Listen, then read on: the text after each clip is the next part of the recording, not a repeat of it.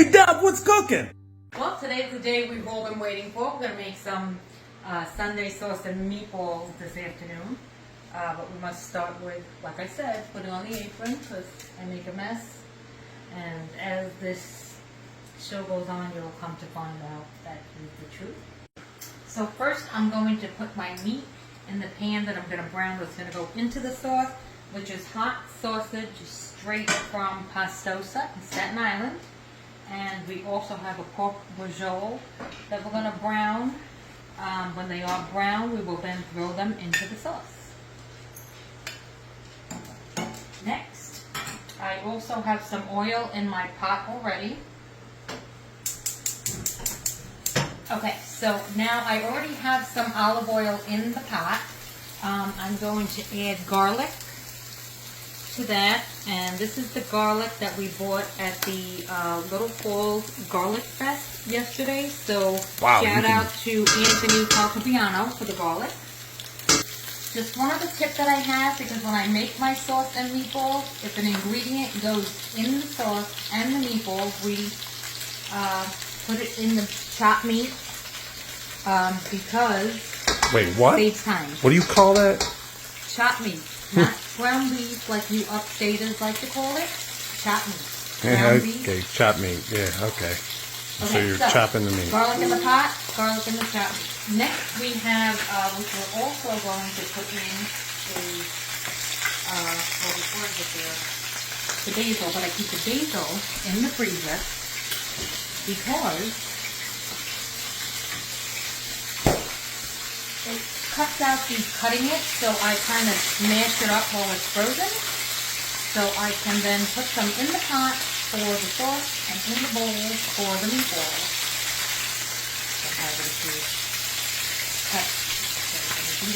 Oh, look at that, how smart. It's frozen, but it's fresh right from outside. I grow it outside in my garden. And inside. And inside, just in case you need it for emergency purposes. Throw some in the meatballs.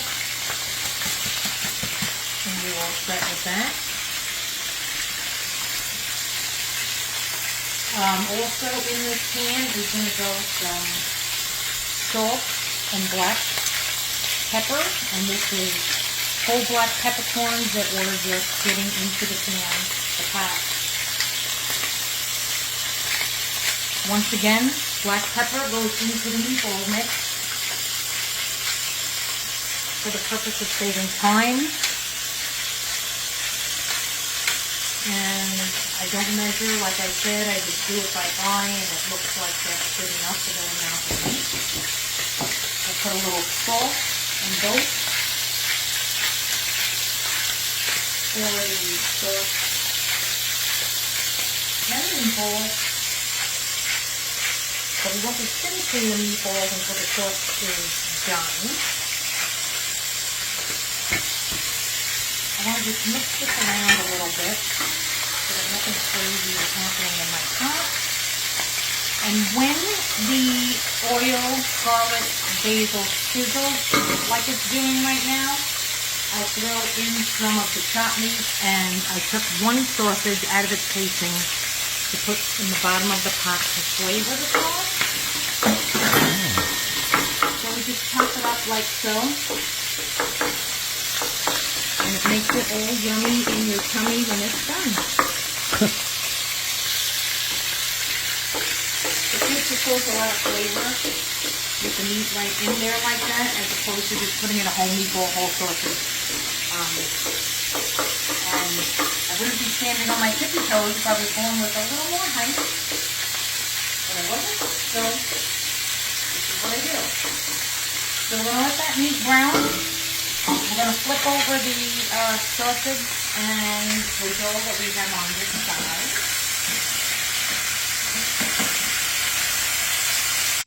Okay, so our meat is now brown, and it made the oil a nice reddish color because the sausage we're using is hot Italian sausage. Oh. I'm going to pour now in the cans of sauce. What is that, crushed tomatoes, right?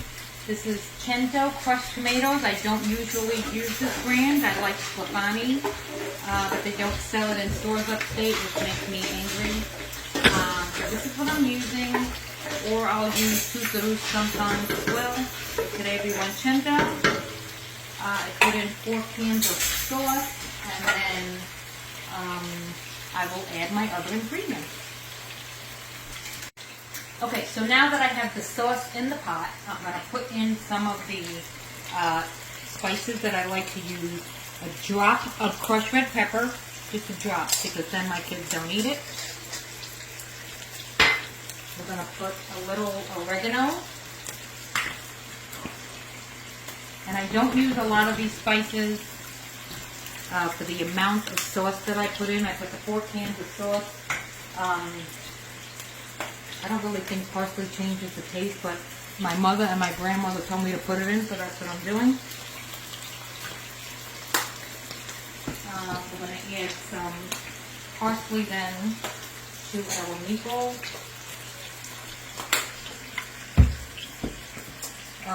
Next is our grated cheese.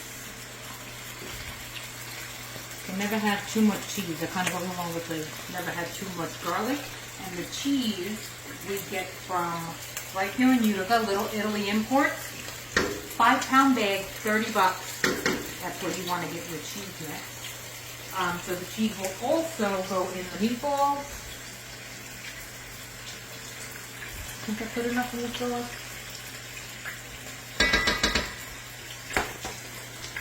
And then we wait for the meat to be browned and throw that in. Also, another tip coming up. And okay, so now our meat is brown. We're going to take the pork rajon. oh yeah, that was good. The sausage, and put it all in the pot. And this is where a lot of the flavor comes from as well, because after I put the sausage in the pot, I take the oil and pour that in the pot. Hold on. Anyway, so once that's in, we're going to give it a stir so we can get the oil and the sausage mixed in with the rest of the sauce and other ingredients that we've already put in. And then, oh my God, why is my brother calling me right now? Tell him it's a close set. Hello? This is supposed to be a closed set. I told you not to call me until I was done.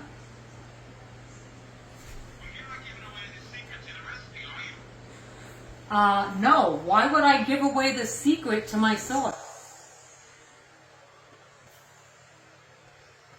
I would never do such a thing. But listen, let me call you right back, okay? I will not give away the secret. Okay, bye. So, that's my secret. 1 stick of butter to 4 cans of sauce and the other ingredients that we put in. Okay, so now I'm just going to stir up the sauce and everything that we have in it, because that is done at least until the meatballs are done, and then they will then go in the pot. So we're going to stir it up. We're going to lower the gas to low. We're going to put the cover on, but I don't cover it all the way. I just leave some breathable space there. Oh yeah. And then we're going to now finish the meatballs. So anything, again, that I put in the sauce that went also in the meatballs is in there. We have our salt, pepper, garlic, parsley, our fresh basil, grated cheese. Now we're going to add some breadcrumb. I don't like to put too much to start because I don't like the meatballs too hard.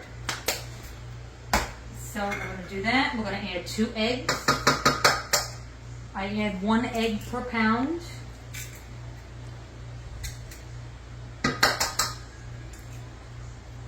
Try not to get the shells in there. Nobody likes a crunchy meatball.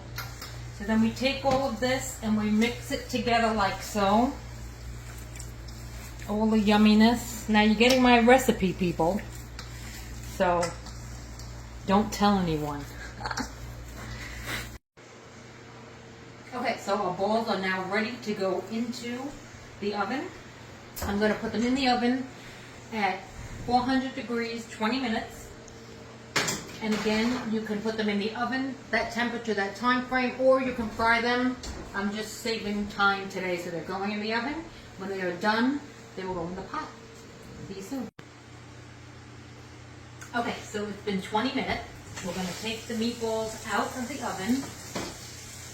They look and smell absolutely wonderful. If I can bring the aroma to you, I would, trust me.